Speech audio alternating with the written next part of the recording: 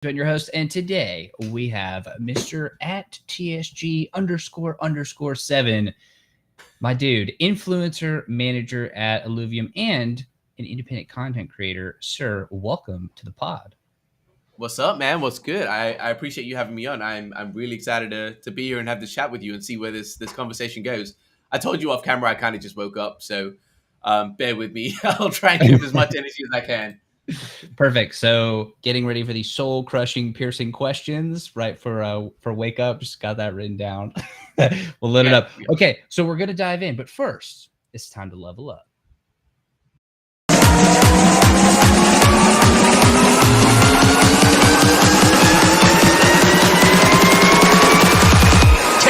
Take it to the next.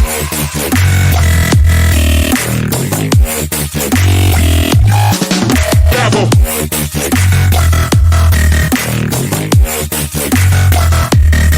Take it to the next.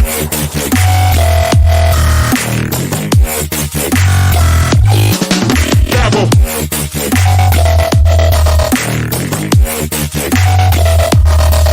Level.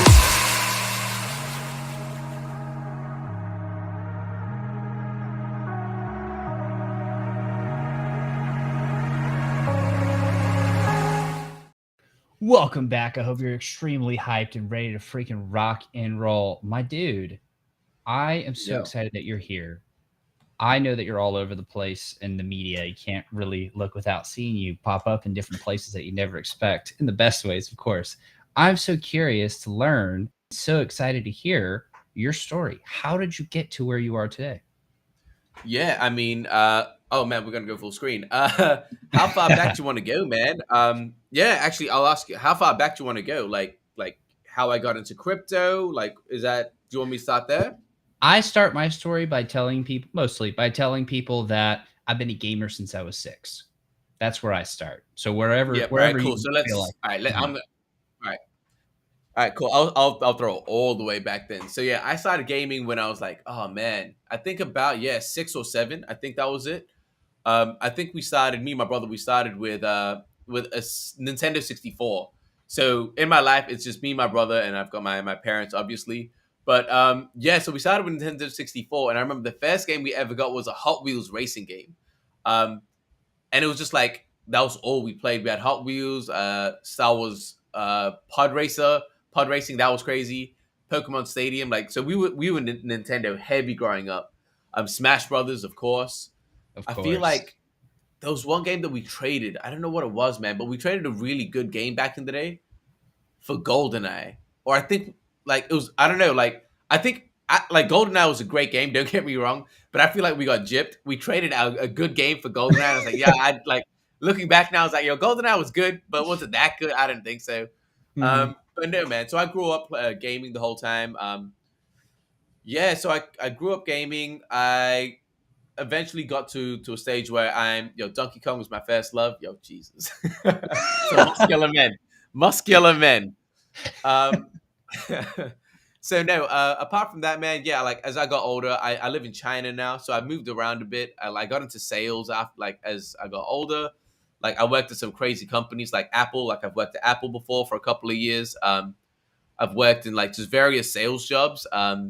And that led me into being a travel agent. Actually, I'm actually going to tell you like the personal stuff. Like that Yeah. got me into being a travel agent, and that really changed my life because I was 21. I remember like it was yesterday, and I was grinding it out. I was the first in my friend group to like have a full-time job, and at this point, I was a proficient like salesperson. I don't know, like people have a negative connotation. Honestly, I think it's just a good way to like communicate. You're either selling ideas, like even talking to your wife. Yo, babe, I think we should go out to this restaurant. Like, how do you position that, right? It's a form of selling, whether you know it or not.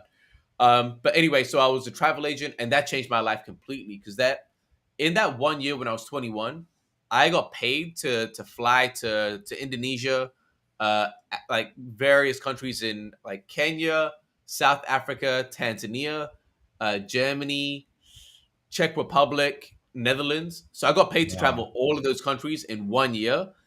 And at 21, I was like, yo, what am I doing working full time? Like this doesn't make sense. Like traveling, like this is like how many people my age can say they've traveled, like they get paid to travel, And second, how many people just travel in general? Like I know, like we make a joke about it in Australia, but and I think it's a global thing. But I know in America, it's not actually common for you guys to get a passport till like you're 18 or some shit. Like and like traveling out of the country just isn't a thing for you guys in America, which is a shame in my opinion. But yeah, I was just like, yo, this is blessed that I can do this. And I was born in Singapore, so I've gone to Singapore, Malaysia, Thailand. Like traveling was a part of my life growing up. So anyway, me doing all of that, essentially in that group of like people that traveled around a lot, my job was to try and find out different ways to travel, best ways to travel, like for backpackers, especially my not target audience, my customer base was mainly students, and like younger people, like traveling out for the first time and things like that. So we learned a lot of like budget ways to travel, and one of the things was, yo, travel about, and then once you need some cash, go teach English in China. Like that was like That was a a travel strat. hack. That was a strat, yeah. And people were like, yo, travel about, and then once you're done, settle down in China for a couple of years, make some cash, and then bounce. Uh, so that's kind of what I did. I traveled to like Singapore for like 3 months. I went to Nepal. I was in the mountains, like Everest and shit, for 3 months. And I ran out of cash, and I was like, all right, cool. That's me going to China now. So I went to China, started working here as a teacher, and I've been here for like the couple of years that I was meant to be here didn't really last. I've now been here 8 years. Wow. Honestly, yeah, living in China was sick, man. Like it's not at all what the West portrays it to be. Like it's like I had this conversation with a friend last night actually, and I was like, yo, because he was saying something about why he believes, and I mean, if you I don't know how political you want to go, but like he was saying that America's the best because it has freedoms. Like I was like, oh, but we're free to do whatever we want, and then I was like, yo, honestly, we have that in Australia, we have that in England, like we have that in all of these countries. Like no country is stopping you from doing shit. But and everyone's like, oh, what about China? Truth be told, man, like it's not like what we're told about China is just not accurate. Like, yeah, there are restrictions. Yes, I need a VPN to be on this right now, but I'm not being jailed for this. Like there's not again, you can have these conversations as long as you're not completely disrupting like society. And truth be told, even in the West, how many people are actually revolutionaries and disrupting? It's a small number. So yeah, living in China was sick. And yeah, I've been here 8 years, man. And yeah, like and then I got into crypto when and investing when COVID hit. So yeah, that's kind of like a story. I don't know how much deeper you want me to go, but I can keep rambling about this. Well, I love it.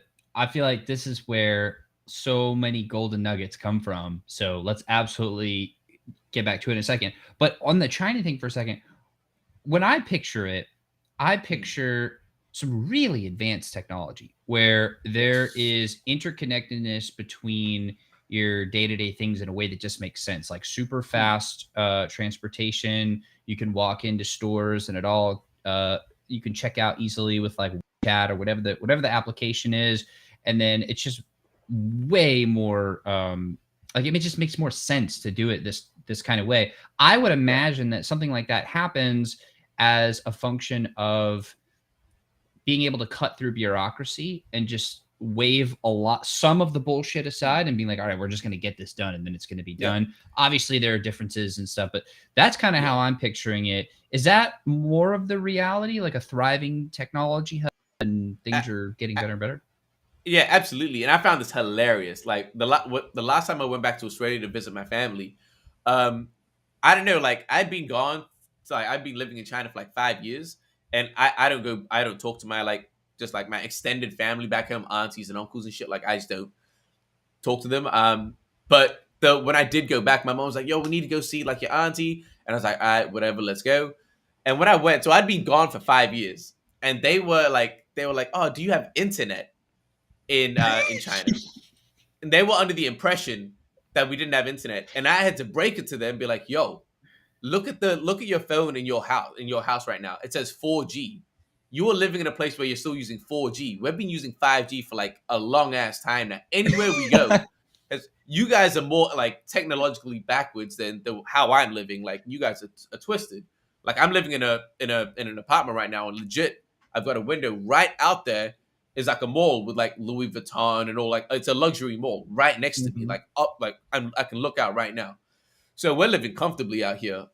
Yeah, internet speeds crazy. Do you carry a wallet? I wish I didn't, but I still have to. Dude, I don't even know what that feels like anymore. Like, I have no idea what that feels like anymore. Everything It's is on such our a phone. waste of space. It's Everything should be on ridiculous. the phone. It should be on the phone. It should be on the Yeah. watch. It should be like, okay, this gets a little, there are a lot of implications of this, but like Take it there, it's fingerprint. fine. Yeah, like Yeah. fingerprint it and then just make it easy. Make it easy for Yeah. us. Obviously, But you don't respect our need- yeah. rights, blah, blah, blah, blah. But Yeah, like the thing is, like you don't need a fingerprint as long as you have like an ID. Like everything is on. We have WeChat, which is I think it's, oh man, I should know this. I think it's Tencent or Ali. I think it's Tencent. It's Tencent. Tencent. Alibaba has Alipay. Yeah, WeChat is Tencent, and yeah, man. I mean, like essentially for you to use it, you kind of just sync up your ID, like KYC, and then everything you need is there. Like you have your Spotify through that. You pay for shit through that. Like legitimately, your Uber. They call it Didi here. Everything I'm saying, they've got the Chinese alternative, but everything, man. Like you top up your phone through that. Yeah, and like what Crystal is saying, managing 1 billion people. So even like transportation. So it's like understanding like economics, and it's like in Australia, where I'm from in Perth, like we have a small population, so public transport is mad expensive. Why? Because they need to kind of like make that ROI where you have less customers, so you need to pay. They need to pay more for it to be a like self-sustaining business. In China, so I'll throw the number out. So in Australia, it's about $4 from. Man, it might even be longer. Like let's say like a 30-minute bus ride, about right, 15 to 30 minutes is about $4. In China, it's a flat rate from one end of the city to the other is 20 cents. And the reason they can do that is because they make the price the earning power here is much less, but they make it as cheap as possible so that the rotation, like the volume, is much higher. So that way they still make up the money, but because we have the population to actually fund that kind of stuff, it makes sense here.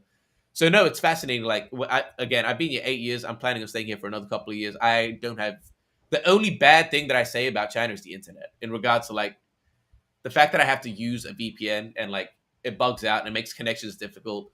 So like if I'm streaming, sometimes it cuts off the stream, then comes back on. But like it's just, and that's not the Chinese internet. It's just using a VPN makes the network like unstable. But apart from that, man, again, I have Netflix, I have YouTube, I have everything that like, and like, yo, I can order a pizza from Pizza Hut to my door for like, how much is that? How much am I paying? About $10, like delivered to my door. So, I mean, I don't know if that's like, that's decent to me. Like I haven't been in a grocery store in God knows how long. Like all of that shit's just ordered to me. So, yeah, man. Again, people say, "Oh, quality of life, you're being controlled." Damn, though, but like, it's convenient. Like life is convenient and it's good here. So, yeah, man. I don't want to take it too overly political, but yeah. No, it's good. It's good. Like you said, let's take it there because who else is talking about this stuff, right? Yeah, but in a cool way. Like I have no interest in complaining or condemning or criticizing. Not at all. Like let's just talk about it because this is really good stuff that a lot of people probably don't know. Okay, so you've been there for 8 years, and then there's the whole how you got into investing in crypto and crypto gaming in the metaverse. Let's shimmy our way on down there. That to me is actually super, super interesting. And I know this might be slightly unempathetic, and I try to empathize as much as I can.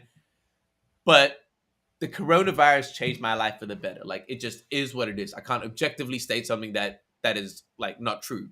So I understand like that people like shut down businesses, like the lockdowns, like it affected a lot of people. I get that.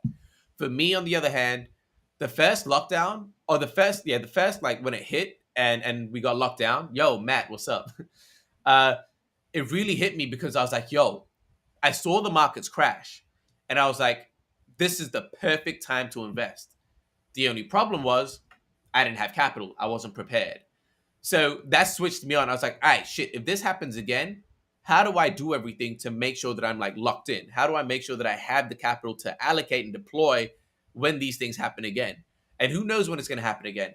But so like I took like from that to however long it took me, like I was like, yo, I didn't invest in crypto at all. I mean, I had like 5% of my portfolio in crypto, but I was like, yo, let me just learn about like stocks, investing, assets. And I was just like, yo, learning about all the things, VOO, S&P 500, things like that. So that's kind of what I did during the first lockdown. The second and I just worked like 2 jobs, grinding it out, like really just not spending anything. Like I've had this hoodie for like years. Like I just have the same shirts that I wear every day. And then in the second lockdown, so the first one changed my life completely. It got me clued up about finances. The second one changed my life completely because it taught me about play to earn. I think that's what it was. It taught me about crypto and play to earn. And that's when I started to diversify my portfolio from 5% to 10% to 15%, 25, 30, like, and I ended up going like 50% crypto. So 50% traditional equities, 50% crypto. None of this financial advice. I'm just sharing my story. So I got into the play to earn, and the concept intrigued me, but all of the games look trash. It just looked trash. And I was like, all right, let me look. And like any sensible person at that point would go on YouTube and say top or best play to earn games or best crypto games. Came up with a whole bunch of things, and I was like, these look all right. Like Ember Sword looked cool, but nothing that was out was like, yo. Because again, like I was saying, I was an avid gamer. Like I played so many hours of Dota, and like I was a gamer. So seeing things like Axie was like, yo, this is.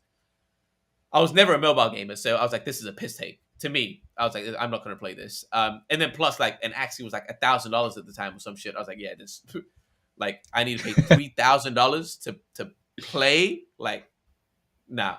I was like, man, I'd rather buy like a PlayStation 5. I was like, nah, it's not going to happen. Right. So the next best thing was best upcoming play to earn games, or again, best upcoming crypto games, best coming blockchain games, whatever it is. Mm-hmm. And then every single list that I was looking at had Illuvium in the top 3. Every list that I was looking at had Illuvium in the top 3. And just seeing like the quality of the trailer, and I was like, yo, this seems legit. Like this is the one that actually seems legit. It seems well thought out. It seems like, and then I watched a video with Kieran, and then I got sucked into the wormhole. But I was like, yo, the more research I did, the more I was like, yo, this is well thought out. This is actually sustainable. The people building this game are killers. Then they revealed who Von Neumann was. I actually said Von Leekman. Von Neumann was, which is the third Warwick brother. And I was starting to piece these things together. And I was like, all right, their brother is Kane Warwick, who's the founder of Synthetics. Are these guys going to come out here and build a product and rug, and it's a successful, Synthetics is a successful DeFi protocol. Are they going to come out here and rug and ruin their brother's reputation? It seems unlikely. I mean, possible, but it seems unlikely. Like my mind works in probability, and I was like, it doesn't seem overtly probable that that's going to be the case. So I'm like, I can asymmetric. Yes, correct. And I was like, again, you start looking at these guys like, all right, Kieran has done this stuff before.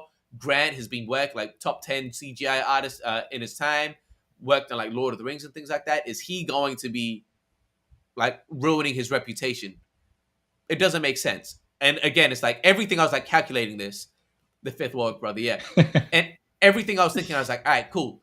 What actually makes more sense for them? They built out this elaborate rug, let's say, elaborate system of things that they're putting together. What makes more sense for them? For them to rug and take some money, cool. They make money, that's fine. Or for them to pull this off and make billions in the future. What makes more sense to me? And I was like, and everything kind of led to be like, all right, cool. It seems like they've got the shit going. They've got the connections already. That they're not going to ruin the reputation. So I was like, all right, sick. That's the one. And I just kept on diving deep. And every question I had, every query I had, I was like, yeah, this doesn't make sense though. It got answered. And I got educated. And I was like, oh no, they've thought about that. Like clearly they figured this out. So that was the second lockdown. So I got clued up on that. I was like, let me start investing heavy into that. The third lockdown, I was like, yo, it's time for me to start making content, because I was like, all right, everyone's got their own niche. Like Scarox at the time was doing hella. I don't know. Are you super clued up on Illuvium and the ecosystem, like the community there? You can be honest. It's fine.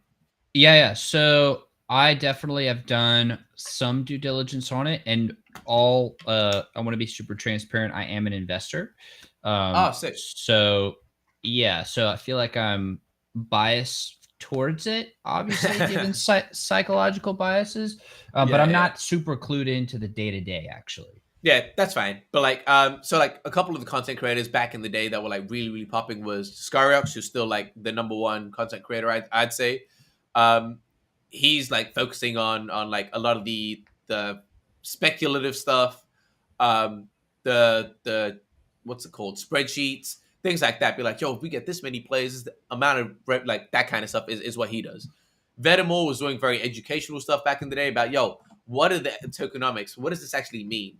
And he absolutely killed that. Vedamore is now a council member. And then we had Vulcan. Vulcan is like very much the way that I am now. He was like, yo, shoot it straight off the bat. Like, I'm not talking about the money side of things. I'm not talking about the education side of things. I'm just sharing the updates. What's going on day to day? What's actually happening? What am I excited about? Building that excitement. That was his thing, like more a personality, entertainment personality.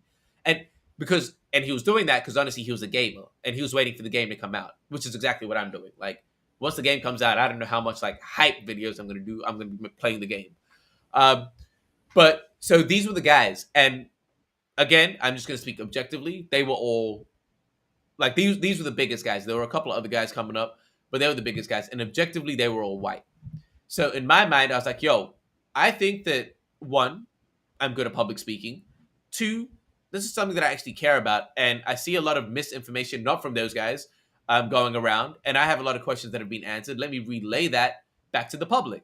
And I was like, all right, me being the color that I am, and speaking the way that I am from Australia, having that people don't know where I'm from.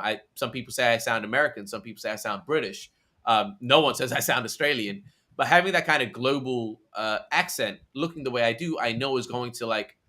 The truth is, we're like human beings are a tribal people. We're going to relate to the people that look and sound like us. So for me to play that part, it's like cool. I guarantee that if me and Vulcan are next to each other, there is a group of like non-white people that are more likely going to go with me because I look and represent them. It just is what it is, right? I was like, yo, let me do this shit. And also, like, I was a dancer back in the Can day. we pause just for a second? Yeah, please. This is such a great example of recognizing reality and recognizing a competitive edge that only you have, because only you are you, and you have the characteristics that only you have, and totally going into that and not being afraid to be like, hey, this is the strat, this is what I'm doing, and this is why. Like, this is the appropriate way to talk about things that people are afraid to talk about, or it feels like it's becoming taboo to talk about. Like, this is the way and it's to stupid, do it. And it's stupid because it's the way that we're living, man. We live like in a decentralized way. It's like, yo, like TV. That's why TV is gonna die. Yo, I'm gonna love this because we're gonna go on tangents and shit. And I don't mind staying longer if you want to, if you enjoy the conversation. But like, that's why I think TV is dying. It's like advertising on TV is like, yo, it's a vanilla blanket ad. That is like that might work on like a 90-year-old, like maybe that's a bit extreme, maybe like a 70-year-old person, but that's not going to affect me. Whereas on the internet now, it's like, yo, let's target a hip, like let's say what's a brand, Nike. Let's just say Nike. All right, they can target a creative ad that's based around hip hop that's going to come up on my feed. Why? Because the algorithm shows I like hip hop. They can create a creative ad about tennis for those that like tennis, and come for the game talk, stay for the life lessons. So that's why I like, this is objectively what marketing needs to do, and this is the world that we're living in. Like, accept objective truths and play to that. That is actually how you grow, by serving the communities individually and not just kind of making a blanket. Oh, I paid 10 million for this ad on TV, it's gonna work. I paid 7 million for this ad on. I mean, the Super Bowl should be more expensive. Let's say 20 mil. I paid 20 mil for this ad on the Super Bowl. Everyone's going to love it. It's like, no, man, they're not. People have different life experiences. Like, I had a chat with someone who was like, oh, I don't have a PC that can stream. I was talking to one of my influencers, and they were like, yo, one of the influencers I work with, I shouldn't say my influencers, one of the influencers that I work with, and he was saying, yo, I don't have a PC to stream. So actually, I'm making content, but I can't play the game. So when the game actually comes out, I'm going to be like not as clued up as someone that's already playing now. And I was like, dude, that's your truth. Do you think everyone has access to the game right now? No. Play to that. Make that your truth. You were the guy that is learning as you're going. Make that your reality. That is your reality. Embrace that. People are going to relate to that because that's, again, like, to me, it seems like a no-brainer. I don't even strategize this shit. It just kind of like, it just makes sense to me. Yeah. I don't know, man. What are your thoughts? I think the distinction here is that you decided that you wanted to be a content creator, or maybe you decided you wanted to create content, almost synonymous, but not exactly. Yeah. And then it's like, okay, well, what is the best way for me to do this thing that I've decided that I now want to do? And then you arrived at that conclusion. That seems like a very logical, rational conclusion. But what I feel a lot of people will get tripped up. And as somebody who's been creating content for a long time, I get tripped up on this all the time still, is being influenced by other people to the point of not actually creating it in the way that you think you should, or in the way that you should be creating it yourself. Like, you're not going to be able to just model everybody and just be them, because then you actually lose the thing that, or you have a chance to lose the thing that could actually separate you from everybody else and make everybody want to copy you. Yeah. Yeah, I agree, man. And it's like, and that's why, and that's another reason, honestly, again, because I've been an educator for like 10 years. I've been a dance teacher and English teacher for like 10 years.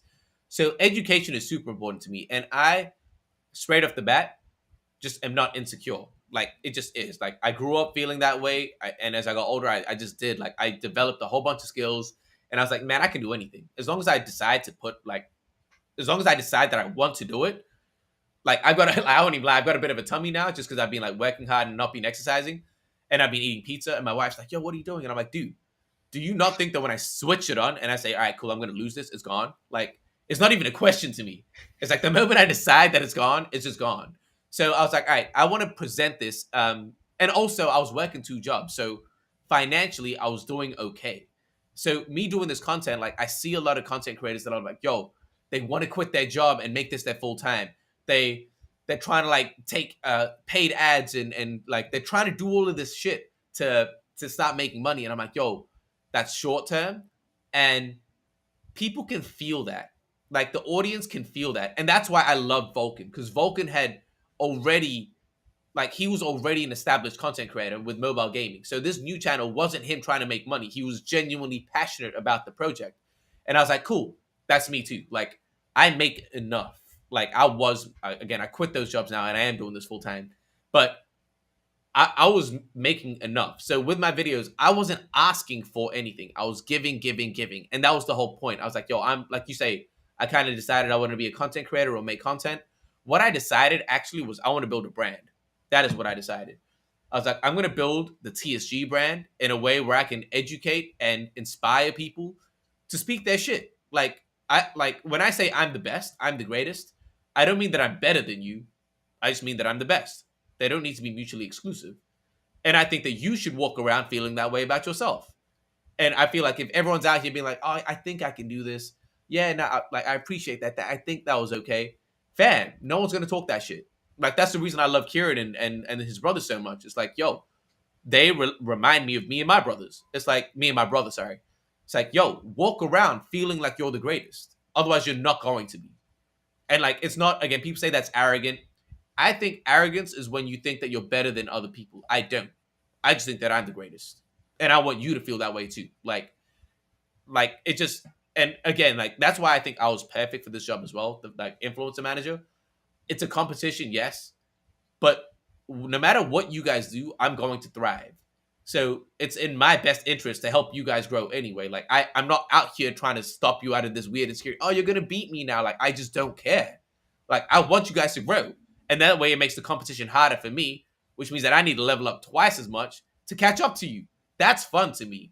So that was the reason that I started making content. For like, yeah, I was passionate about it. I wanted to build a brand. And I wanted to just like inspire people in that way of like, yo, we live in this world now where it's like, yo, like, fake humble and weirdo. I don't know, man. I just think it's weirdo shit. And it's like, yo, again, you can tell by my bombastic way of talking and like I'm very influenced by hip hop, right? So like the way I take about, again, hip hop was about that growing up. It's like, yo, who's got the best style? Who's got the best style? Like, I don't dress up like that, but it's that very like, yo, I'm the greatest. Like, yeah, like super killer, ghost killer, like yo, like that's the shit. They were like, yo, giving themselves like superhero nicknames and shit. Red Man, Ghostface Killer, right? It's like, yo, who calls themselves a killer, right? Yo, like it's just like, and I try and again, no one was hip hop in crypto until not in crypto gaming or Illuvium until I was like, yo, that is who I was. That is who I am. That's who raised me. Like I tell my wife now, I'm like, man, all these guys in my ear, like spitting, like, yo, you're the greatest, you're the best. If you listen to that enough, you start to feel that shit. So you believe it. I love yeah, that. it's just, yeah. There's no other. Again, to me, there's no other way, man. What's TSG is my superhero name, Matt. My real name's Taryn. Um, but yeah, no, like it's just what else is there to believe, man? On an actual philosophical level, like you said, you don't want to talk about like Illuvium and gaming shit. You wanted to just chat with me about like my shit. Honestly, what else is there to believe? That you're okay? Is that really the life that you want to live? That you're okay? Like, It would I suck. mean, cool. If that's what you want to live, I get that. That's fine.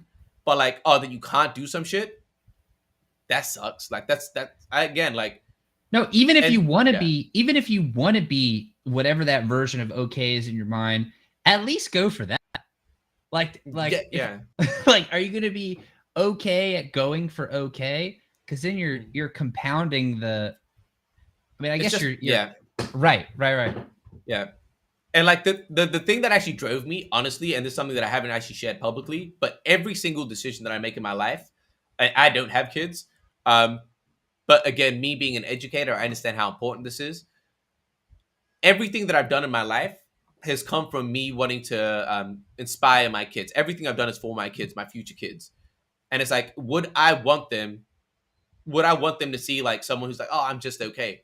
No. I want them to see someone that thinks they are great. That way they can realize that they can have these thoughts. And like, again, I don't let people tell me what I can or can't say. They should feel the same way. It's like, yo, do your shit. Like, as long as you're authentically genuine, like I've told my wife that I don't care if they get a degree. I don't care any of that shit. The only things that I care about, and I've told Crystal this, I've told like anyone that I want to work around me, the only things I care about is one, kindness. That is the number one most important thing. You need to actually be genuine kind and not fake kind. Like, oh, let me be kind to you and get something back. That's just weirdo shit. Like just be kind. Just give. Like it's fine. Shit will come back to you. Relax. Just give. So kindness and work ethic. Honestly, like that's all you need. If you have a crazy ass work ethic and you're kind, you're gonna be fine. And the third one is a bit of a joke, but it's like it's a sense of humor.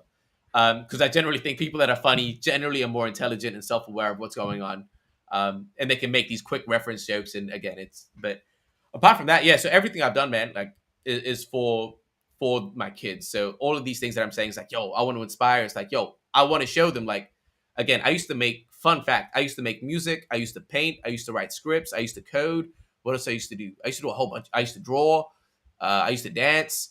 I used to like obviously record, edit videos for dance and stuff like that. So I developed a whole bunch of these skills, and I'm sure there's other things I forgot. But and again, why? So if my kid one day says, "Yo, I want to make music," I don't need to hand them off to someone. I can teach him, and they'll just be like, "Yo, my dad actually is a superhero. He actually understands what like a reverb is. He understands like what a kick snare is. He understands like what a BPM is." And then when it comes to editing, if they want to be a YouTuber, yeah, dude, son, daughter, look at the shit that I built. I understand how to cut. I understand how to do the shit, right? I understand how to overlay, like all of these things. It's like, oh, I want to write. Yeah, cool. Man, did you know you can write screenplays? Did you know you can write novels? These are the techniques that you can use. These are things that you can do.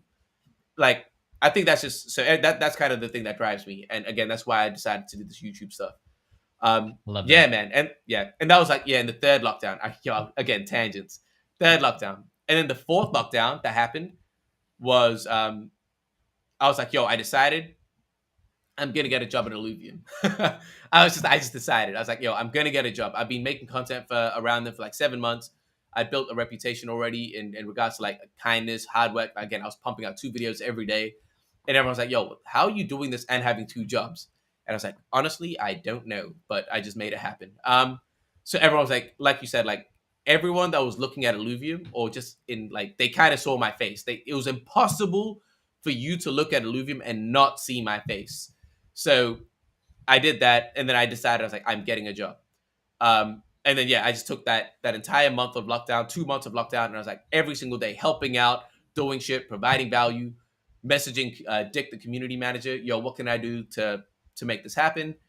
And lo and behold, it happened. So all 4 of the lockdowns that I've been through changed my life. First one, learned about finances. Second one, learned about crypto and play to earn Illuvium. Third, started making content. Fourth, got the job at Illuvium. Every single lockdown, I made myself just like, it changed my life. Like every single time, it completely changed my life, which is absurd to think about. Yeah. What about you, man? What's really your journey exciting. like? I'm curious.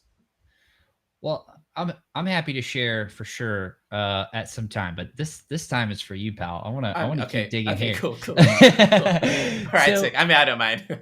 Yeah. So thinking about that transition from you don't have capital, but you start to realize how important that is. And then crypto comes into the scene and you're like, yes, I see the game here. I want to play it. I want to be prepared for it. Two things or a couple things.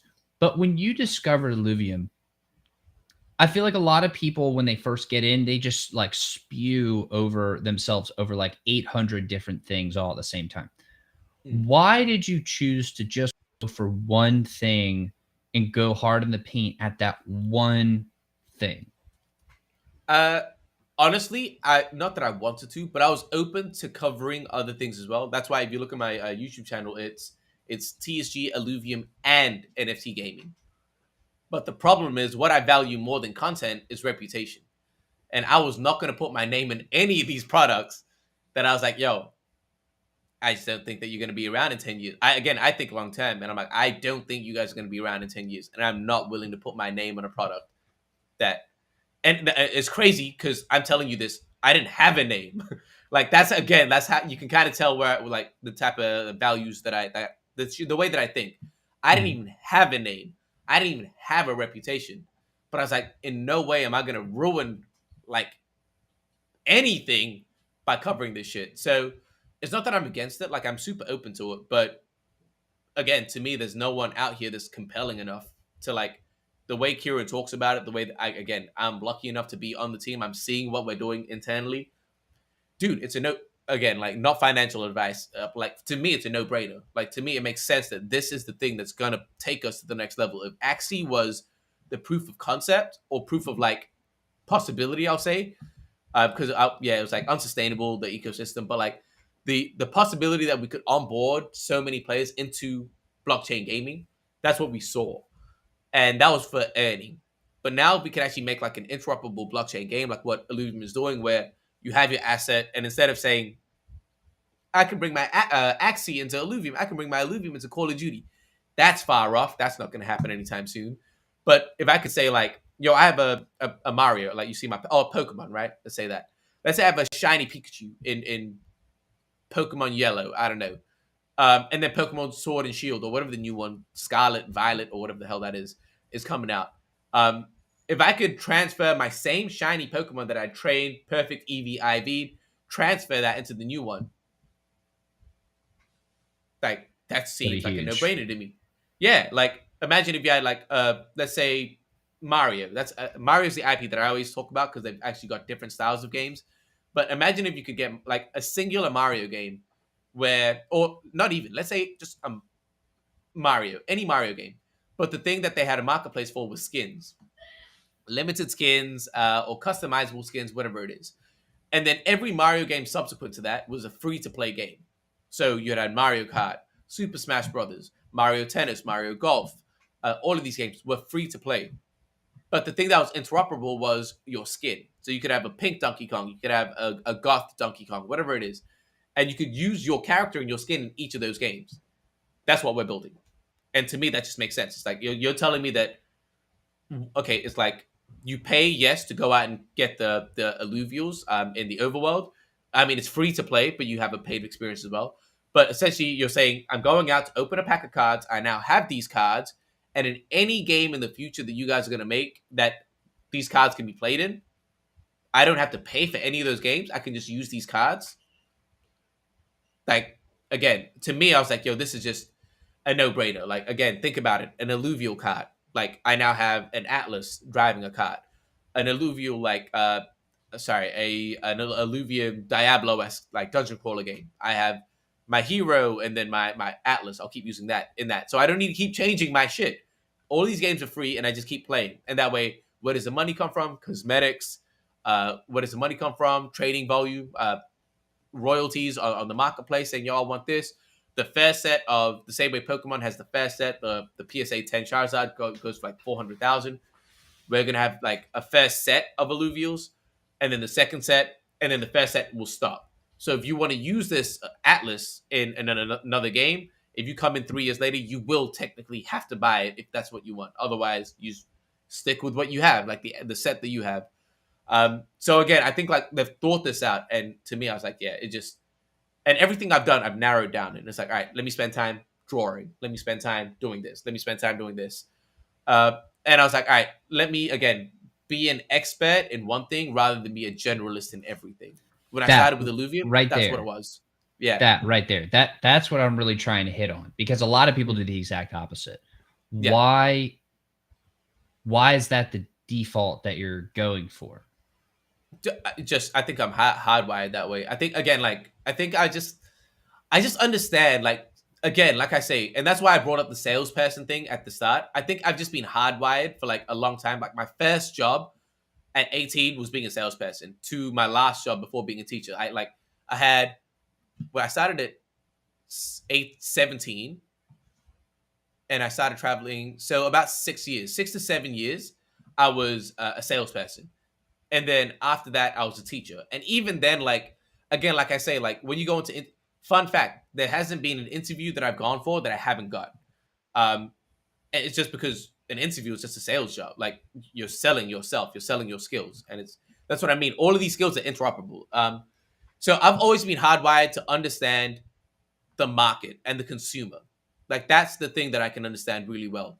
And to me, it's like, I'm not going to say any names, but legitimately search up the biggest Web3 gaming content creators of the last bull run and look at their conversions from subscriber to viewership. Like, there is a reason that they are converting less than 5% of their subscriber base into viewers. And it's because they didn't build a community. They were chasing virality. And that's what happens when you're a generalist. You're chasing what the hot thing is. You're just going with it. You're not building a solid ground. I'm down to grow slowly, as long as like I think my conversion rate is like, I think my conversion rate should be higher. Like I think it's low, but my conversion rate is 29%. So I'm able to convert on average 29% of my like subscribers into actual viewers, which is like pretty decent, to be honest. But I wanted to get it higher, to be honest, and I know I can, as long as I've been slacking because I've been working now. But it'll happen where I'll go crazy again. But yeah, like being a generalist is just like you're being a small fish in a big pond, unless you're like a savant, unless you're like incredible. You're just not going to like stand out. Like, why would someone click you if you're like serving? Again, as a consumer, if you're serving something that I can find in 100 other places, what makes you special? Whereas if you find one thing and become an expert at that, and become like build a reputation in that community that you believe in, fam, it just, I don't know. Like, do I need to explain like that part? I feel like that makes a lot of sense. It's like, if now, again, I'm lucky now that I work for Alluvium as well. But like, if anyone is looking up Alluvium content, like, man, I would love for us to. I'm gonna do it right now. Let me go incognito. How do I go incognito in this shit? New incognito. If I search up Alluvium right now, like, I want to see who pops up. I really want to see who pops up. Alluvium. I'm searching up Alluvium on YouTube. Let's share that screen too. We can put it on the main screen. Yeah, for sure. Let's go. I'm bringing it up right now. Let me full screen this. So if I search up Alluvium, and this is good market research. Yeah, cool. So you can see Alluvium is obviously going to be the first one. That makes sense. James Pelton just did a stream an hour ago with Kieran. That makes sense. Annie had an AMA with Kieran 2 days ago. That makes sense. I'm in China, so Scariox again. Scariox is up here again. I haven't been posting as much. Scariox again. Damn, I'm not up here. Crazy. Yeah, I need to get back on it. Scariox again. Holy shit. Scariox again. Annie knows. Damn, I'm not up here. This is not good, guys. Najif, Venomore. Yeah, shit. But Oscar you Matt. know Yo, all I'm of not these up here. people. Crazy. Yeah. And I've worked with all these guys. Like, fun fact, and I mean, I shouldn't be putting that on blast, but I helped with this thumbnail. What else? Like, there's a couple of thumbnails that I saw that I helped with. Yeah. Damn, I'm not up here, and that's crazy. 1 month ago. Yeah, okay, maybe incognito isn't. Oh, there it is. I'm a little bit far down, but yeah. But anyway, my whole goal was I'll stop sharing. But my whole goal was to build myself up so that if you do look at Illuvium, you're gonna see myself. And not good enough. Yeah, Matt, you're right. It's not good enough. And I know he's joking, but I'm actually serious. I'm like, yeah, that's not good enough. Like, I just wanted to be a point where if you look up Illuvium, you're going to see my face. And there's a reason I put my face on all my thumbnails. It's like, I need you to see my face. And it just makes sense. And that way I can leverage my brand if I want to do more generalist shit. After that, I've proven myself as like an expert in my field. I've built a reputation. I've built, even in this bear market, like I've got 2,000 subscribers. In this bear market, I'm averaging, like I said, 29%, which is about 700 views. And again, like some of my views, like some of my clips are just clips of like, I'm cutting up a long form piece of content into a shorter piece of content. It's not even unique new videos. It's just repurposed videos, and it's still getting that much. So yeah, man. So in regards to like why I think that way, it just makes sense. Like I understand a consumer would want to see an expert over some random person. Like would you rather watch, if you want a motivation, would you watch someone in their like, I'm trying to wear this not to offend anyone, but like, are you trying to like follow someone who isn't a millionaire in their bedroom compared to someone who's like out giving speeches, like who's built out businesses and shit? Who would you listen to? Like, who would you find more reputable? I would only want to listen if I'm trying to accomplish something and I'm listening to somebody about that something. They can only lead me to where they are. So yeah, I would be an idiot to follow somebody that's not exactly where I want to be. And that's the way I look at it. Is legitimately and that's what I mean. I just put myself, and let's say you're the consumer here, and I'm the like product provider. You just gave me the answer, so it makes sense. Why would I be the person that you wouldn't follow? Legitimately, it's just empathy. It's just empathy. Understand what the consumer wants, and then give them what they want. The market's not going to change the world. It's like, oh, we don't like TikTok. TikTok's like damaging the youth. Whether you believe that or not, adoption of short form content is skyrocketing. So you can fight it all. Again, the same way. Oh man, where's my phone? Oh man, wow. Oh, it's over here. I was gonna say I rushed here that I left my phone, but like the same way people were super against iPhones or like smartphones. They're like, oh no man, we need buttons on our phones. Cool. Use your BlackBerry. What are you using now? iPhones. So it doesn't matter what you want. What does the market want? What does the consumer want? And our job is to try and understand what they want before they even realize it and provide it to them so that they do realize it. And they're like, oh shit, they're right. That makes sense. Yeah. So I want to shift this same mindset to investing, and let's talk about it because I think there's a lot of really cool stuff that we can learn here. So you went from doing the 2 jobs, and I believe you said you had enough, and obviously getting into crypto, there's going to be some form of investing in some way, shape, or form, whether it be time or money or capital, whatever, right? Yeah. I'm just, talking about the fact that you're 50% crypto, 50% non-crypto. It's much more crypto now. Well, just thinking about portfolio allocation like that would lead me to believe that, you're also investing at the same time. And so, you're thinking about investing, right? It's one of the first lockdowns. That was a game changer. So when you went from that spot of, I got the 2 jobs, I have enough, I have some capital now, and then you went into a spot where you're like, okay, well, I just want to work with Illuvium because this is the thing I believe on, and I'm creating content around it, and I'm going all in on it.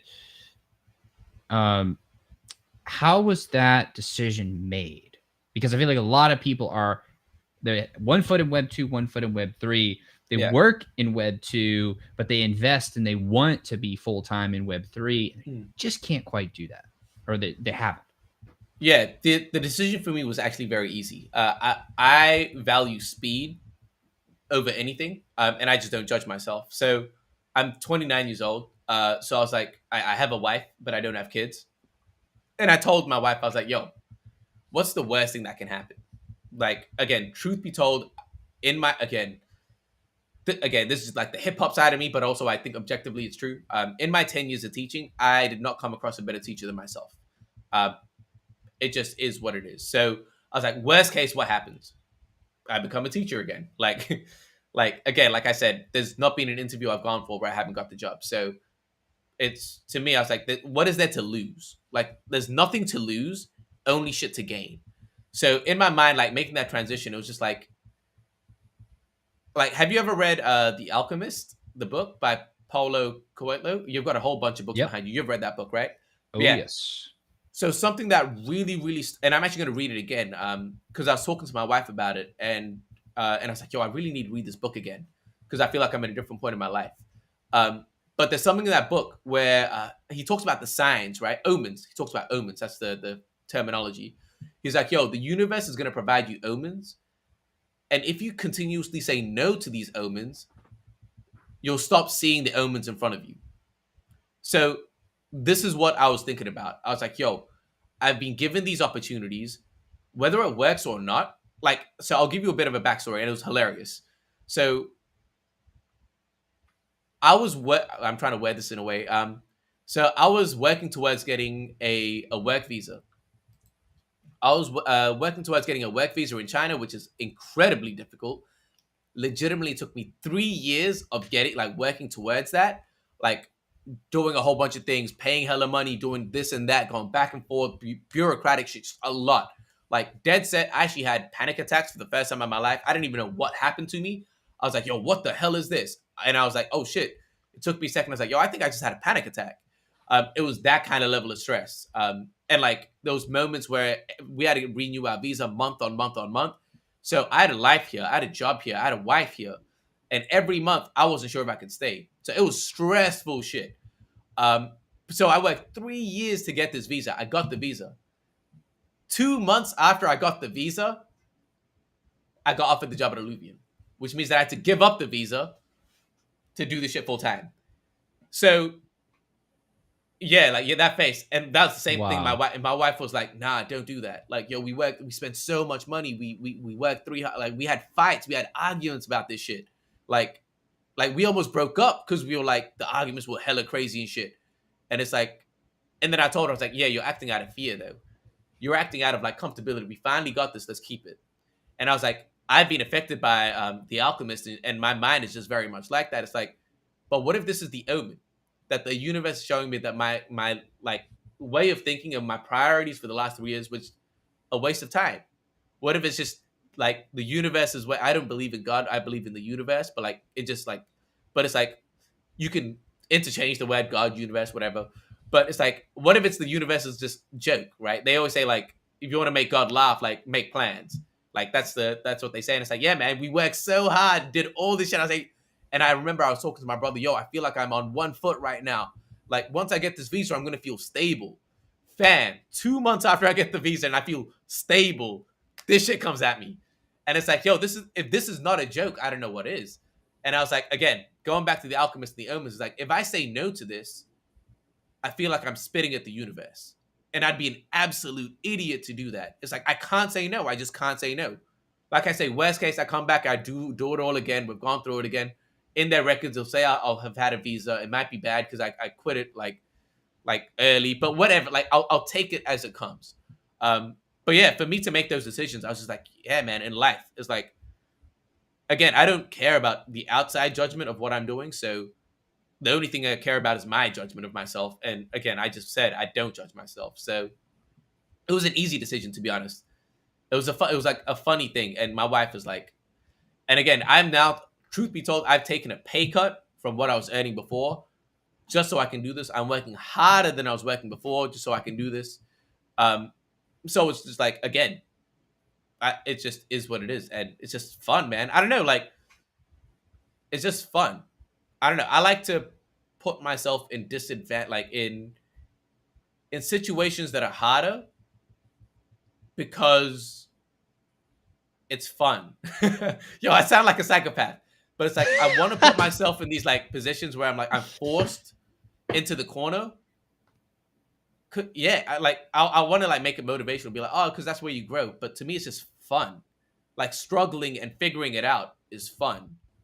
So why would I not do that? I don't know. Yeah, I'm realizing it now. I'm like, yo, it's not because I like I think I'm gonna grow. I know, like objectively, I will grow from it. There's no doubt about it. But I think the reason I do it is because it's fun to me.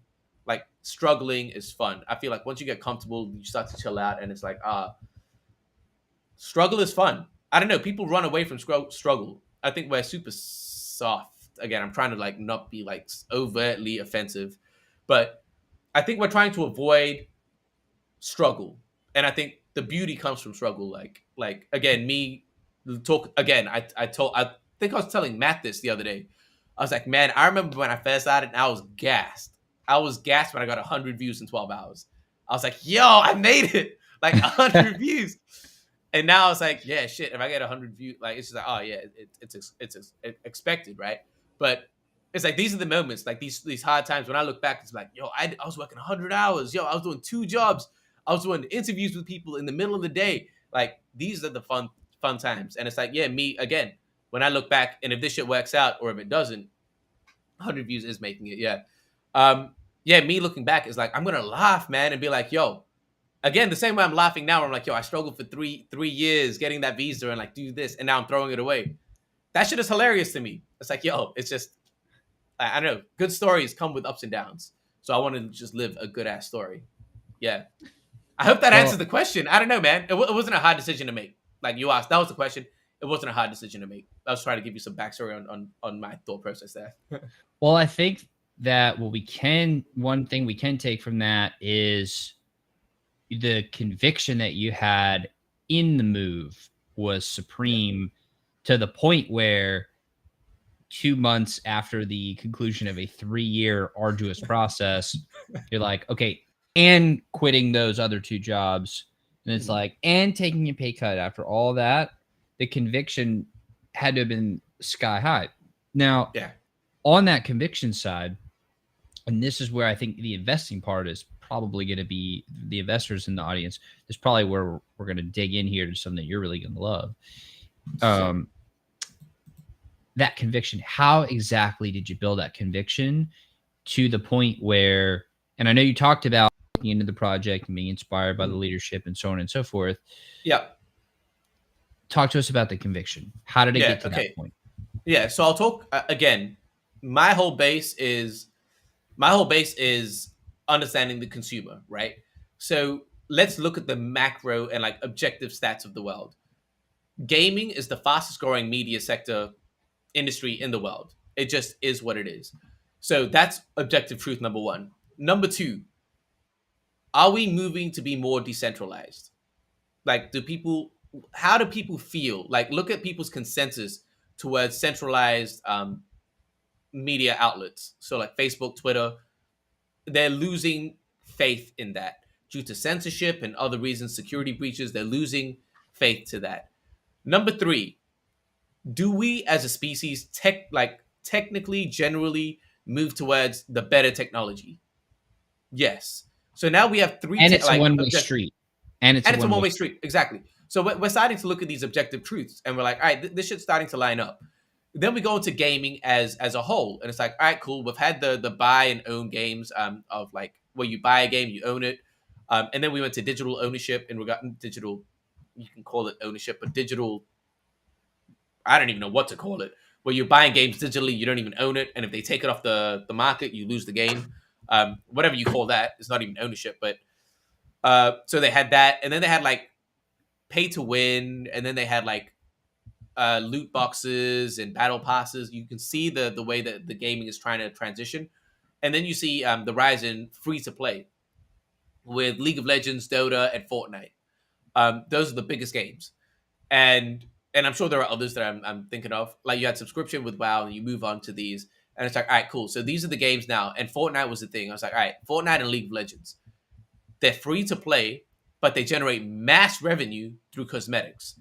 Objective truth number 4. That's where we're going. Now I think about it. I'm like, all right. One, I'm in China, so I do transfer money around globally. Is that easy to do with the Chinese bank? Absolutely not.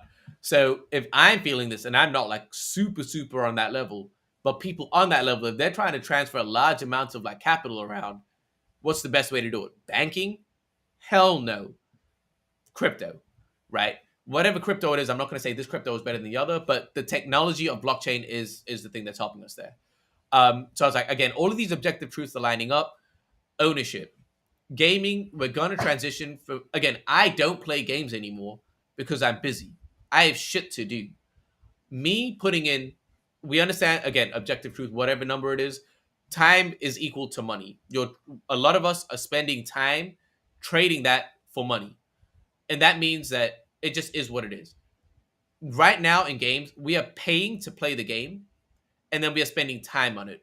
We are getting fucked on 2 angles, and we get nothing. The only thing we get out of it is escapism and entertainment, which is fine if you're a child. I mean, you don't have responsibilities, but as a child, like those 2 things are fine for you. As an adult, I have bills to pay. I have a family to feed for. I have like shit that I need to do. I have a brand to build. I have a business to run. I have things to do. Escaping and entertainment is not worth the time that I'm putting in. Like, it just isn't. So a lot of us that are growing up and getting like shit done, we can't game anymore because it's just the trade-off isn't right. So that's where ownership comes in. It's like, do I believe that for me, would I play a game if, like, do I still want entertainment as a consumer? Yes, I do. Am I willing to trade my time and money for entertainment? No, I'm not. Am I willing to trade my time and money for entertainment and some ownership? Even if I'm getting 10% back of the capital I put in, I can't say that I will, but I can It's a different conversation. It's definitely more appealing, right? I'm open to the idea, whether it's 10%, 20%, whatever it is, right? And especially now that I'm a content creator, I'm, again, that like creating content around that adds back to my business, so I probably would be playing. But again, the conversation changes from absolutely no to possibly. So that's a step forward. So aligning all of these macro objective truths up, I was like, all right, so I can see that this is where the industry is going. I believe that this is where this is going to be the largest kind of like, and then there's other things like NFTs really brought attention to the crypto space. And then we have DeFi, but I'm like, yo, again, empathize with the consumer. Is the average consumer even clued up on how banking works and the financial system? Fuck no. Like, they don't know how inflation is. They don't understand any of that shit. So is DeFi going to be the thing that's going to bring people into crypto? You'd be insane. No.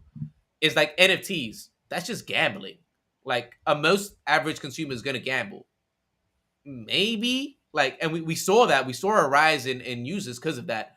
It's a good use case, but is it sustainable? Is speculation? No. Like, we can see it now in a bear market. It's done. Then we go into the next thing, gaming. Like I said, we go back to objective truth number 1.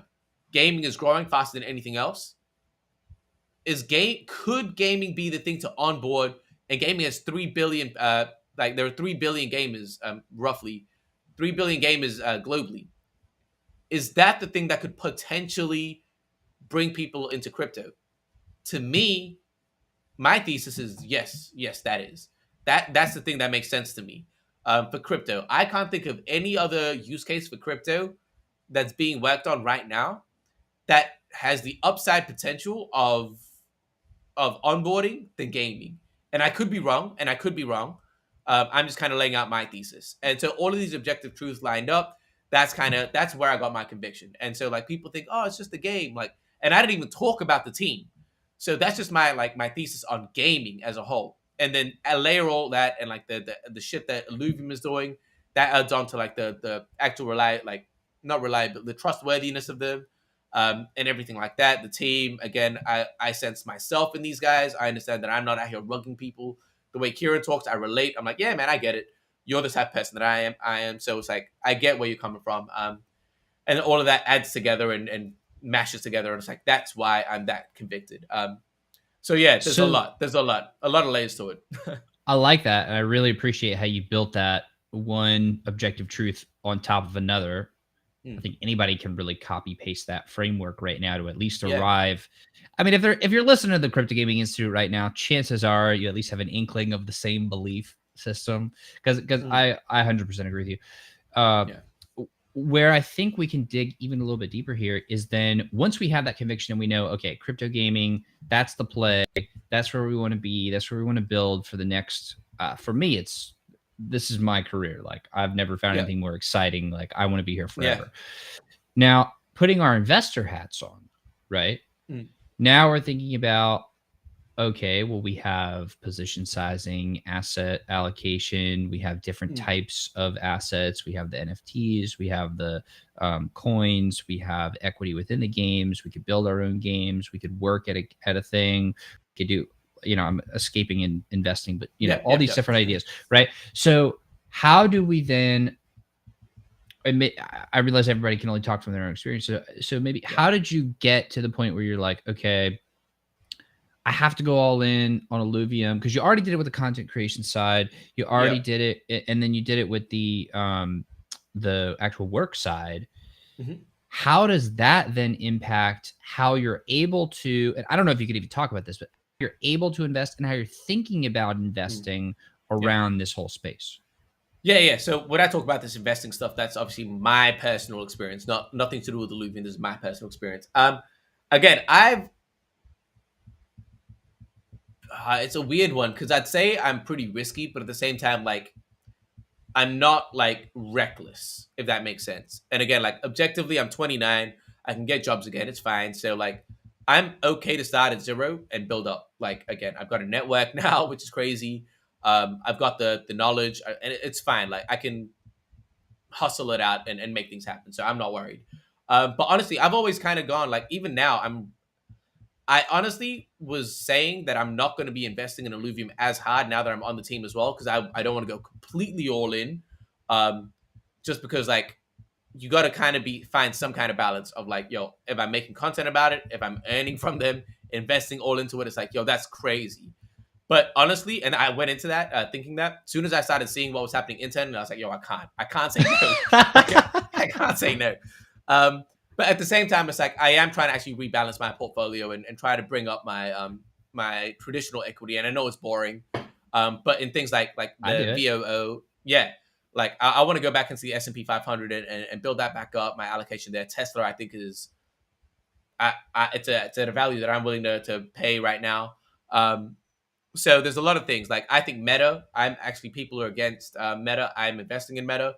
I think Meta is going to be the hardware provider. And I think with them being the hardware provider, they're also going to be the software provider, or like the platform provider, at least the same way that Apple holds the App Store. Facebook is putting like crazy amounts of money. Meta is putting crazy amounts of money into developing Oculus. So as far as that, so that's the way I'm looking at it. And to anyone that's like actually listening, don't try and copy anyone. Like actually sit down and do like understand who you are, understand what your risk tolerance is. And I'd say generally play it safer than more risky. Just again, like understand your age. Can you start back from zero? Like just understand these things, man. And then just kind of go off that. If you want to go 40% safe, 60% risk, do that. If you want to go 60% safe, 40% risk, do that. And some people are like, yo, fuck you, Taryn, or like, fuck you, TSG. I want to go 100% risk. Do that. Cool. Like, do that. There's no right answer. It's just kind of understand where you stand. Understand where you stand. Yeah. So like, you see Matt, got to risk it for the chocolate biscuit. Yeah, I'm not about that. But at the same time, I do have quite a bit in Illuvium. But at the same time, I don't think it's a risk.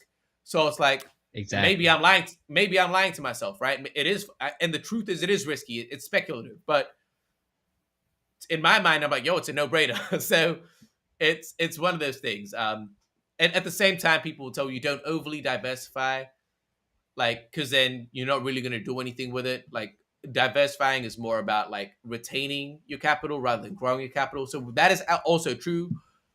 It depends on your age. I really think your age and capital, actually your age, capital, and your income heavily affects the way you invest. For Um, sure. so yeah, I think that's. But yeah, I'm definitely still investing in Illuvium. Not financial advice at all. I can't say no with these prices. Like it's an idiot. I'd be an idiot not to go crazy.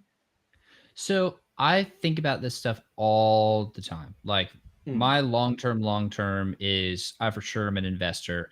I Yeah. absolutely love the idea of capital allocation, playing the compounding game, and just being willing to wait longer than everybody else to Yeah. reap rewards. Like that. Yeah. I feel like that's a game that I can win, right? Like I can sit here and wait Hmm. forever. Like there are a Yeah. lot of fun things in life to do that you don't Yeah. have to sit there. Can I ask how old you are? I'm just curious. Oh yeah, I'm 27. I'm actually going to be 28 in 12 days on October Hey, happy 22nd. birthday, fam. Happy birthday. Thanks, Yeah. pal. But and it's like legit. That's exactly it. You're 27. So like, all right, shit. Nothing happens for 10 years. You're 37. People don't understand how young that is. Like, actually Right. think about the dot-com bubble, right? The dot-com crash. That happened in 2001. When did Facebook and now look at what big tech is? How long did it take for big tech to come out of the dot-com crash? Big tech really started like Facebook 2010, 11, 12, around that time is when they really started to take off. So from 2001 to 2012, that's 11 years. Are you willing to wait 11 years? If you are, pick the Facebooks now and you're going to be okay. Like, just chill. Like, it's not. And that's why it's like you're quitting your job to like go all. And again, I'm saying that now, but also I'm saying that I still have side things that I'm doing. So I still have income on the side where like my rent and cost of living is covered. So if everything goes to shit, my rent and living is still covered at all times. And then everything I make from Illuvium is just side money that is just side money. Um, so again, like Okay, set that your part right yeah. there. How do you structure that? That is such an important thing people should hear. What do you mean? Like, how do I Like structure that? like from a time allocation perspective. Hmm. Yeah. It depends, man. Like, there's no real answer. The way I do it is again, me being an English teacher in China, it's heavily the demand is very high and the supply is very low. So our rate and how much we can get is solid. So I legitimately work. I'm trying to count this now: 1.5, 3, 5, about 6 hours a week, give or take. And that covers my rent and cost of living. So I allocate about 6 hours a week to teaching, like doing private lessons and things like that. So I'm still doing that. And even currently, right now, I haven't gone full time. I mean, I am, but I'm still doing part time at my job, just because I need to like they're finding another teacher to replace me, and I don't want to. They're the only school that's actually treated me like properly. So I'm like, I don't want to just leave on bad terms. They helped me get the visa, struggled with me. Like, let's try and like do it properly. For sure. But so like I allocate 4 hours a day to that job, 6 hours a week to my private thing that I do on the side, and then everything else is like my content and Illuvium. So that's I've been doing this shit for like I work for about 100 hours a week. Like on average, it's about 100 hours a week. And it's just a part of it. Again, like people ask me like, "Yo, don't you get burnt out? Or are you gonna get burnt out?" One, no, because like I told you before, I like being stuck in a corner. It's fun to me. This shit is fun. Knowing that it's like last night, knowing that it was 1 a.m. and I had to wake up at 7 a.m. and I had like 4 hours worth of meetings. And at 1 a.m., I had a whole bunch of messages and emails and things that I had to get through and do. That shit was exciting to me. Like, how fast can I do this at a good quality so I can still get enough sleep so I can wake up the next day and make this AMA? That shit was fun to me. So, no. And if I do ever get tired, I take a day off. I take half a day off. It's like I just don't judge myself. Again, like what I said before. And you can see from my answers, I'm hella consistent. I said I don't judge myself at the start. It comes back here. My actions map out to the shit that I'm saying.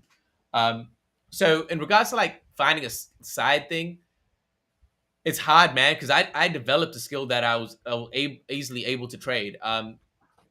You just need to find that, whatever that is for you. Like garage sailing, flipping shit, going to thrift stores and flipping things. Like there are things out there. Figure it out. Like start doing thumbnails. Like become really good at thumbnails and go on Fiverr. do edits. Go on Fiverr. I need help with my thumbnails. I'll say that. That's for sure. Let me. I think you. Let me look at you. I think you do. This is real. This is real life.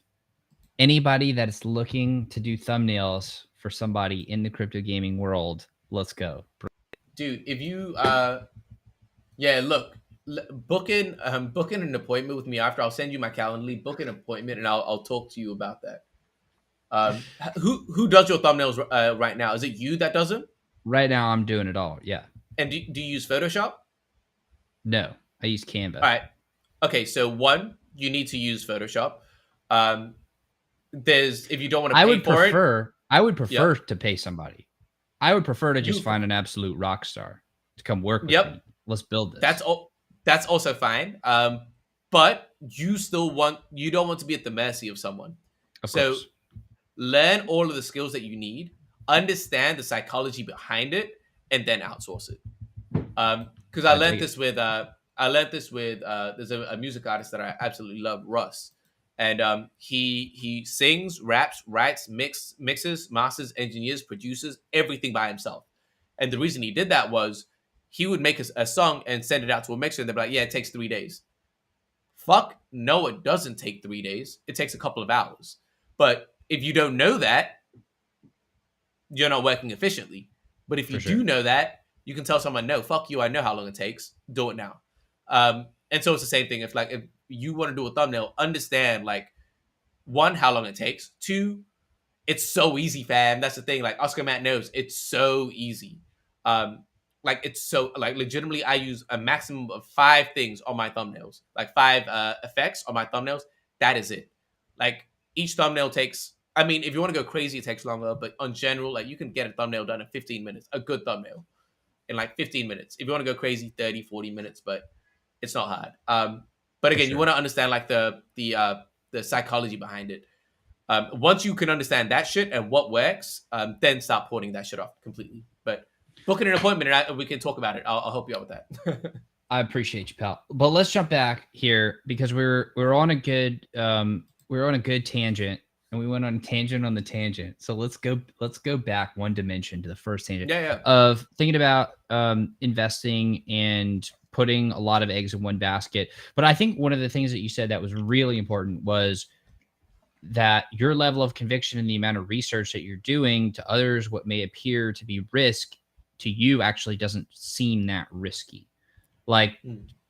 I think that is such an underrated statement, and that's a superpower, is to understand that everybody sees risk differently. And if you can be in a spot where you're taking out the risk based on your conviction and research, or not taking it out, but you're able to understand the true risk and then accept that willingly, that's a huge superpower. By the way, a quick hack for those who want something to chew on and think about as part of your treasury management strat. Let's say you do want to make a big bet in something that you really believe in. Well, why not do something like this? Why not go to something like Aave, right? And go and maybe you start off in ETH. And so maybe you lend out, you put your ETH on the platform, and then you borrow back against yourself. And maybe instead of having normal ETH that you are putting as your supply, maybe you do it staked ETH with Lido. And so that loan will pay itself back. But because you automatically borrow back however much, take that ETH and then use that to go make your bet, right? So your bet is out there compounding, doing its thing. You still have ETH that's compounding because the loan is paying itself back. And over time, that spread will be very valuable because you're also, you are longing ETH, but just for the conceptual exercise. So you can get a little creative with how you manage the risk, but the conviction to actually do that, that doesn't have to be just because other people perceive it as risk, that doesn't mean that it is true risk or that they understand it in the full capacity. Well, I think objectively, being in crypto is risky. We've seen the ups and downs, and it's much more volatile. But volatility isn't a bad thing. Volatility on the upside is positive. Volatility on the downside sucks. But I think the thing that you say, about the risk thing, it's not that it stops becoming a risk. It's just that you become more educated on the risk and you're willing to take that risk, right? It doesn't get rid of the risk. full transparency, I think I started getting into Illuvium at $400, and I legit was going all the way up. I was buying as it was going up. I bought at 1850. At 1,850, I bought Illuvium. It is now at 50, and I have the biggest smile on my face because it doesn't stress me out at all. Like, I just don't care. Like that. So it's like, and I know a lot of people that bought at 1,200, it goes down. They're like, oh shit. And I get it. Like, you've lost a lot of money. But for me, I'm thinking long term, and I'm like, all right, cool. I, one, can make money elsewhere if it goes away. I've got money in other places. It's fine. It would be a hit to my portfolio 100% because it is the second largest position that I have, I think. Yeah, I think largest or second largest, one of those two positions that I have. And it would obviously be a hit. But at the same time, it's like, you can't run away from reality. You accept it. But also, I'm just willing to wait it out. Like, I understand what they're building. I can see it. And again, luckily, I'm internally now, so I can physically see every step that they're building. So I'm like, yeah, man, I'm not like, yeah, it's gone from 1850 to 50, and I'm chilling. like I'm genuinely smiling and laughing. Like, it's absolutely fine. So it doesn't get rid of the risk, but it allows you to sit through the risk. And it allows you to kind of just be like, all right, cool. Like, you start to realize that the price doesn't affect what you're actually building. Yeah, it doesn't affect the price is just speculation. The business is still like, again, and the business that we're building is a game studio. Me putting in like the cash, like me putting in capital before the game is out, and then taking it out before the game is out, I didn't even get to see the business run. Like, if the business drops the game and it flops, cool, I take that. That's the loss. But like, taking it out before the game even comes out seems like it just, that's the risky thing you could do. Yeah. My head can't even wrap, like, I can't even wrap my head around that. Like, because what are you betting on then? You're betting on the price. You're not betting on the business. And I bet on the business and the team. So it's like, the price doesn't matter to me right now. It's like, let it do whatever it's doing. Let's hope in 3 years' time. Again, I say 3 years because the game's gonna come out next year. Give it a couple of years for it to ramp up and amp up and shit like that. And then we can see whether it was the right call or not. But yeah, so I don't think it takes risk away. I think it kind of studying it up. Just aware. You're aware. Yeah, you're just aware of the risk. Yeah, exactly. You're more like, yeah, accepting of the risk and be like, I know what the risk is and I'm willing to actually ride it out on my actual bet. But also, I think a lot of people, and I'm sure you know this, I think a lot of people are putting in capital that they can't afford.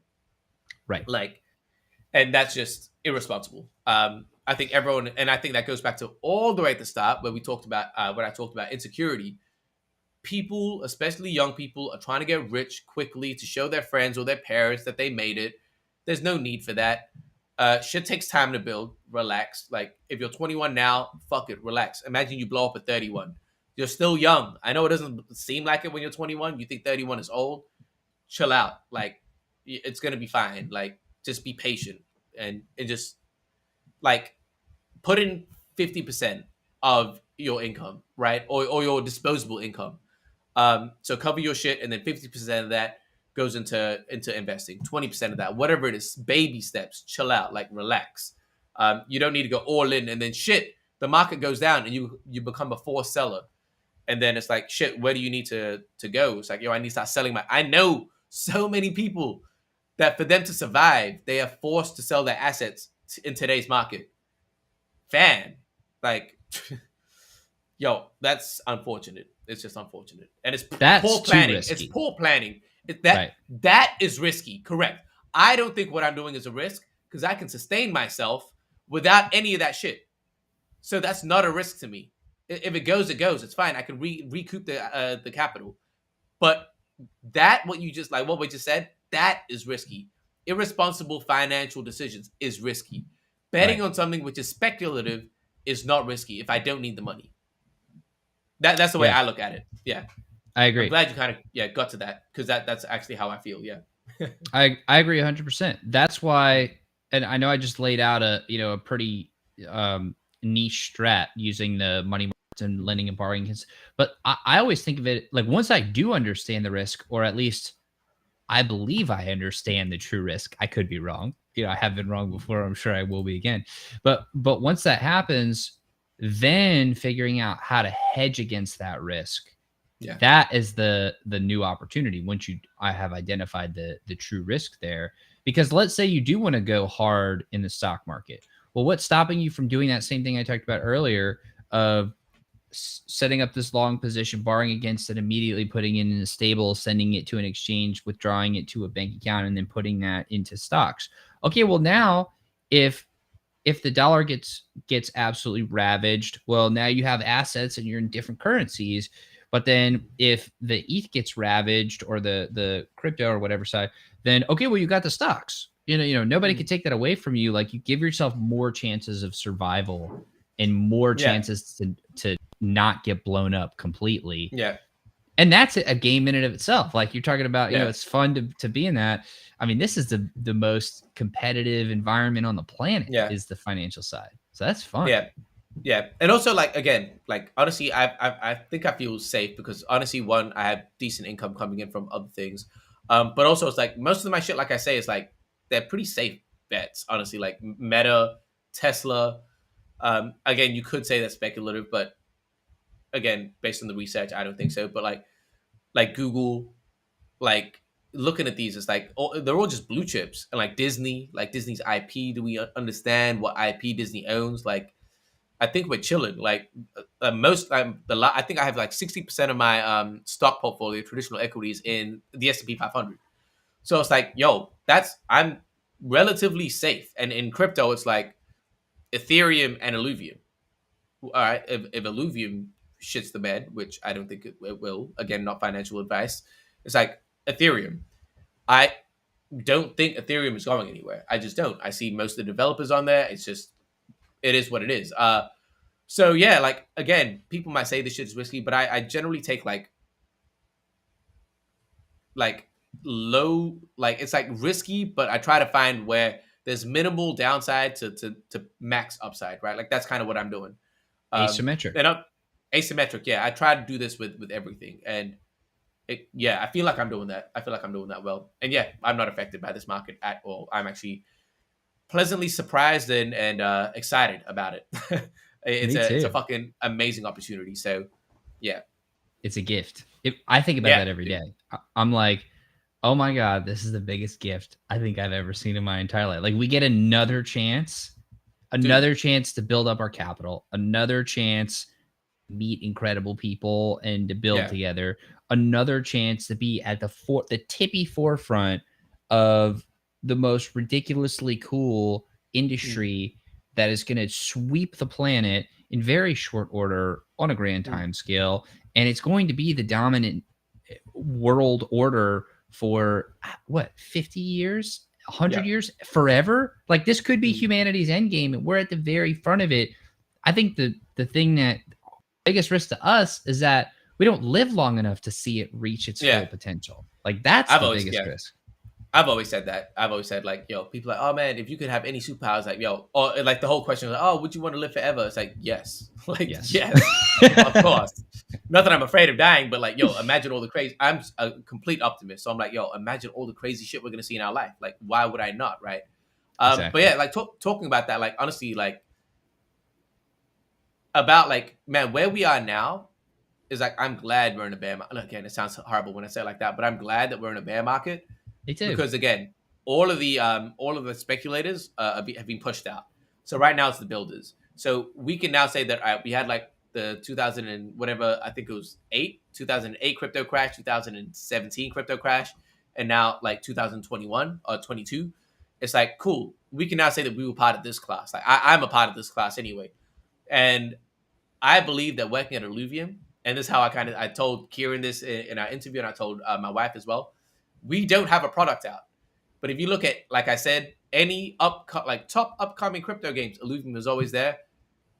I believe that I am so blessed that I'm now working at the Apple of crypto gaming before the iPhone actually came out. And that is insane. Like, to be in this bear market and be a part of this team in this bear market to go up is absolutely mental to me. Like, I honestly don't know how my life got me to this position, but I'm not going to second guess it or question it. I just appreciate it. Well, I definitely think that we are all very lucky right now to be in this moment. And Agreed. I also feel very lucky because you've shared about upwards of an hour and a half of your time. I appreciate being 1/100th of your work week, or a little bit, a little bit more. A little bit more. But That's fine. yeah, no, you're the absolute man. I do appreciate you coming on the show today. And one last question for you: where does this all go, and how early are we really? Where does this go? I can't say that. I can just react to the market. I'm not in the prediction business. I kind of just see the market and make moves based on, consumer markets, and understand consumer mindset and things like that. So that's what I look at. Where we go from here, again, there's no way I could have said short form content was going to come, but here it is. I don't know where we're going to go, but I know that I'll pick up on it quickly. As for how early are we in everything, I still think we're 5 to 10 years. I think, like I said, if this is the crypto bust, crypto crash, it took 10 years for Meta to come out. I mean, like I say, things move exponentially. Fucking Oscar Matt. Things move exponentially. So I think 5 to 10 years, and then the average, I think 7 years. If it took 10 years last time, I think 5 to 10, around that, is when we're really going to see a massive change in consumer behavior. Yeah. And Oscar Matt, I'm pretty sure you know this already, but early next year is open beta. Is what we're trying to do. Not 100%, but we are trying to do. It's looking very, very likely. Yes. Well, so maybe let me change up the question a little bit. What is the North Star for you for crypto gaming in the metaverse? Because for me, it's it's a combination of a couple of things. It's the Ready Player One, the snow crash, but in a way that humanity doesn't get absolutely decimated, not in game. Because if we think about that, the stacks, I think it's not a good thing. So we want to.